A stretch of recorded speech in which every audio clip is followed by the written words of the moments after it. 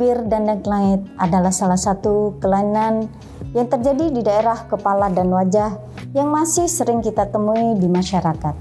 Adanya celah pada bibir, gusi, dan langit-langit disebabkan adanya gangguan fusi pada masa embrional. Bagaimanakah penanganan kelainan ini? Mau tahu selanjutnya? Tonton sampai habis ya.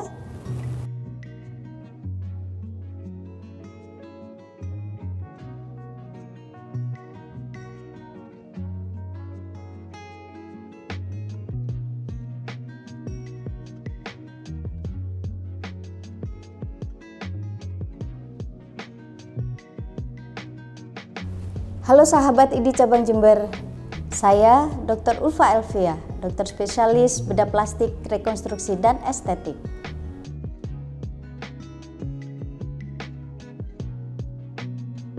Sumbing bibir dan langit-langit adalah salah satu bentuk kelainan di daerah kepala leher, khususnya daerah kraniofasial, yang ditandai dengan adanya celah pada bibir, pada gusi, dan langit-langit yang disebabkan adanya gangguan fusi pada masa embrional. Angka kejadiannya masih sangat tinggi di Indonesia dan tiap etnis berbeda-beda. Kurang lebih sekitar 1:500 bahkan 1:750 kelahiran di Indonesia.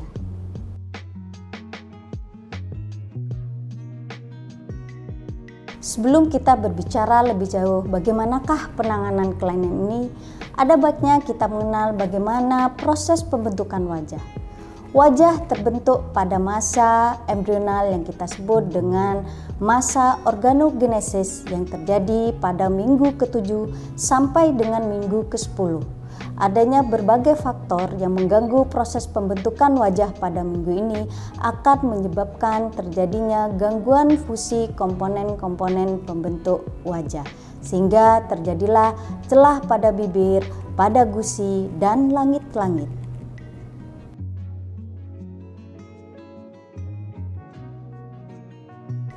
Apakah penyebab dari kelainan sumbing bibir dan langit-langit? Beberapa referensi mengatakan bahwa penyebabnya karena faktor hereditar dan faktor lingkungan. Faktor lingkungan bisa disebabkan karena faktor gizi, karena kekurangan gizi seperti asam folat bisa menyebabkan terjadinya sumbing bibir dan langit-langit. Bisa juga karena penggunaan obat-obatan seperti ibuprofen, kortikosteroid, dan antihistamin. Penyebab yang lain bisa dihubungkan karena adanya radiasi yang dialami oleh seorang ibu yang sedang mengandung. Bisa juga disebabkan karena adanya infeksi. Bisa juga disebabkan karena adanya stres pada masa kehamilan dan juga bisa disebabkan karena adanya trauma fisik. Penyebab herediter atau keturunan kurang lebih sekitar 75% kelainan ini bersifat resesif dan 25% bersifat dominan.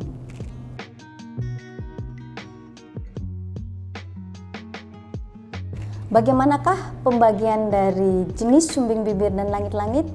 Ada beberapa pembagian atau klasifikasi dari sumbing bibir dan langit-langit. Yang pertama adalah berdasarkan keterlibatan dari strukturnya, yaitu ada yang hanya melibatkan bibir saja, ada yang melibatkan bibir dengan gusi saja, dan ada yang melibatkan bibir, gusi, dan langit-langit. Yang kedua, klasifikasi berdasarkan letaknya.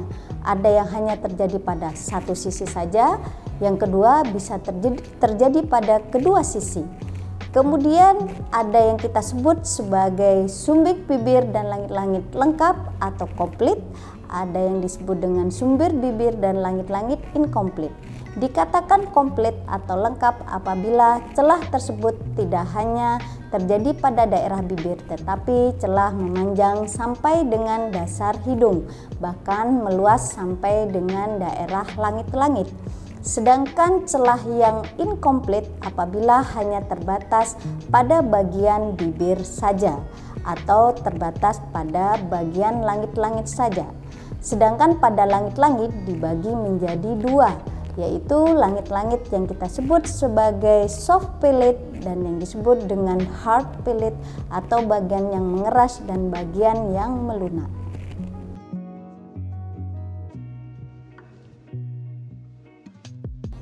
Ketika seorang bayi menderita celah sumbing bibir dan langit-langit, maka ada beberapa permasalahan yang akan dialami. Yang pertama adalah masalah sosial. Masalah sosial ini terkait dengan adanya gangguan pertumbuhan di daerah wajah. Adanya gangguan ini akan menyebabkan rasa tidak nyaman, terutama pada kedua orang tua dan keluarganya. Sehingga kita perlu memberikan penjelasan kepada keluarga dan kedua orang tua bahwa sumbing bibir dan langit-langit ini dapat diatasi dan anak-anak dengan sumbing bibir dan langit-langit dapat tumbuh secara normal. Yang kedua, gangguan bicara. Gangguan bicara disebabkan karena adanya celah dari sumbing bibir dan langit-langit menyebabkan anak-anak akan kesulitan untuk mengucapkan kata-kata sebagaimana anak-anak yang normal, sehingga terjadi gangguan komunikasi. Yang ketiga adalah gangguan saluran pernafasan.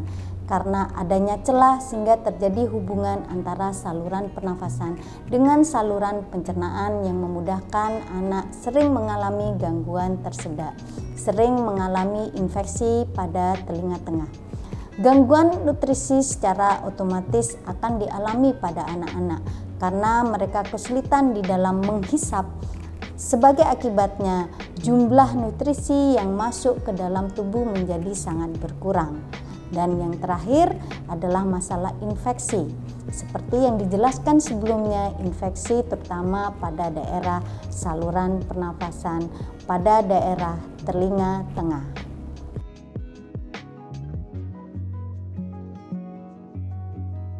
Ada beberapa strategi yang dapat dilakukan seorang ibu untuk dapat meningkatkan status nutrisi penderita sumbing bibir dan langit-langit apabila pemberian air susu dengan payudara tidak memungkinkan. Yang pertama, ibu dapat menampung air susu kemudian memberikannya melalui botol susu. Yang kedua, untuk meningkatkan asupan atau volume dari susu, maka ibu dapat memberikan tambahan ukuran lubang pada botol susu.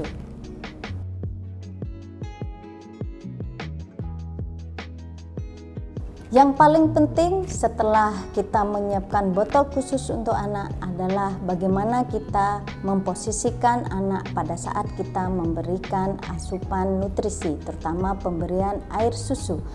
Anak harus dalam posisi tegak dan lakukanlah sendawa anak setiap 15 sampai dengan 30 menit. Dan jangan lupa jadwalkan pemberian minum setiap 45 menit.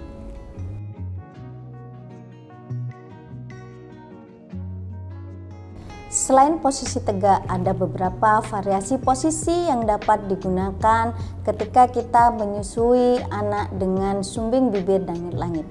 Perhatikan gambar berikut ini. Pada gambar ini tampak dua posisi yang dapat ibu gunakan untuk memberikan air susu kepada penderita sumbing bibir dan langit-langit. Yang pertama adalah posisi dancer hand position. Yang kedua adalah modified football method or straddle position for feeding.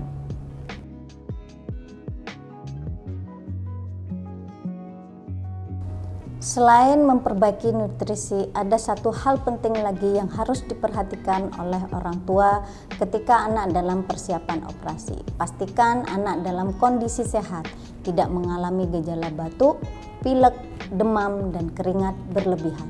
Bila gejala ini ditemukan, maka segeralah pergi ke dokter terdekat atau menemui dokter bedah plastik.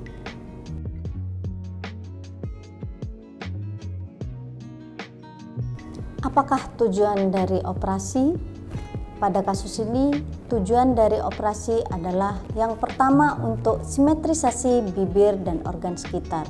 Yang kedua, membuat parut bekas luka operasi sebaik mungkin.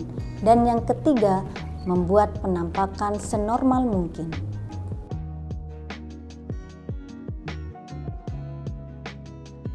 Selain itu, tujuan dari operasi dari langit-langit adalah untuk memperbaiki fungsi menghisap dan menelan. Yang kedua, memperbaiki fonasi penderita saat mereka memulai proses berbicara dengan lingkungannya.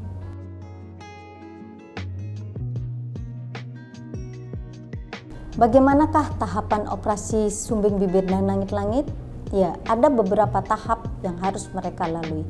Tahap awal adalah perbaikan bibir yang biasanya dilaksanakan ketika anak berusia 3 bulan. Kemudian operasi berikutnya akan diikuti pada usia 6 bulan sampai dengan 10 bulan, di mana operasi ini merupakan operasi untuk sumbing langit-langit. Operasi ini bertujuan untuk mempersiapkan kondisi dari langit-langit menjadi sempurna, sehingga ketika anak-anak memulai proses bicara, maka langit-langit sudah siap melaksanakan fungsinya.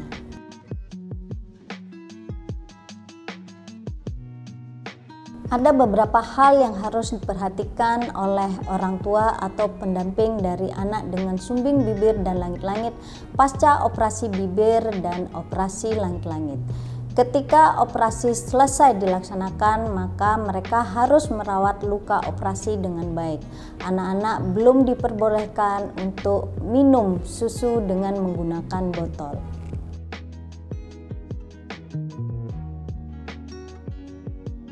Untuk optimalisasi hasil operasi sumbing langit-langit, maka perlu diikuti dengan terapi bicara. Terapi ini dimulai segera setelah operasi langit-langit, yang juga dilanjutkan dengan terapi perawatan gigi sejak gigi geligi mulai tumbuh pada si anak. Evaluasi bicara secara holistik dilakukan pada usia 5 tahun. Bila perlu, pada usia ini dilakukan tindakan repalato atau tindakan pengulangan operasi pada langit-langit atau tindakan yang lainnya yang disebut dengan faringoplasti, yang bertujuan untuk mengurangi suara sengau atau suara nasal pada anak.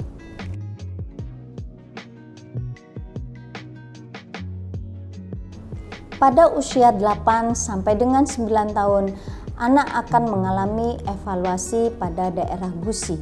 Evaluasi lengkung gusi atau alveolar dapat dilakukan melalui tindakan alveolar bone graft untuk mengisi celah, di mana tindakan ini dilakukan setelah anak mendapatkan rekomendasi dari dokter gigi anak atau dokter ortodonsi anak.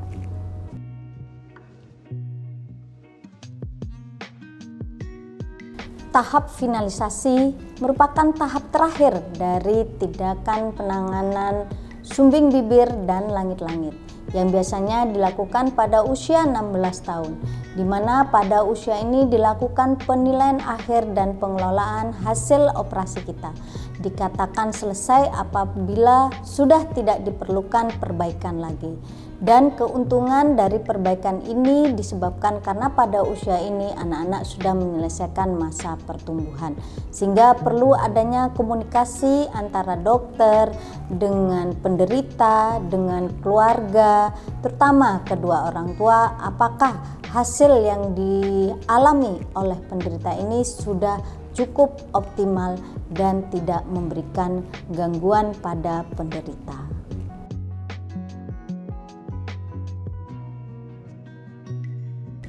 Itulah tahapan-tahapan yang harus dilalui oleh seorang penderita sumbing bibir dan langit-langit. Tahapan yang cukup panjang sekali, sehingga memerlukan kesabaran tidak hanya pada kedua orang tua, kepada penderita, tetapi juga kepada seluruh masyarakat yang mendampingi penderita sumbing bibir dan langit-langit. Demikianlah penjelasan saya mengenai bagaimana penanganan anak dengan sumbing bibir dan langit-langit.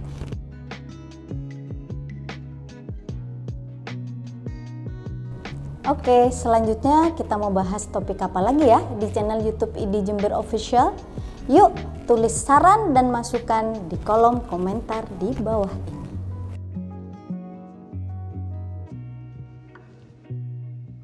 Terima kasih sudah menonton. Jangan lupa like, subscribe, serta aktifkan notifikasi pada video ini agar kamu menjadi yang pertama mengetahui video kita selanjutnya. Sampai jumpa, masyarakat sehat, masyarakat sejahtera.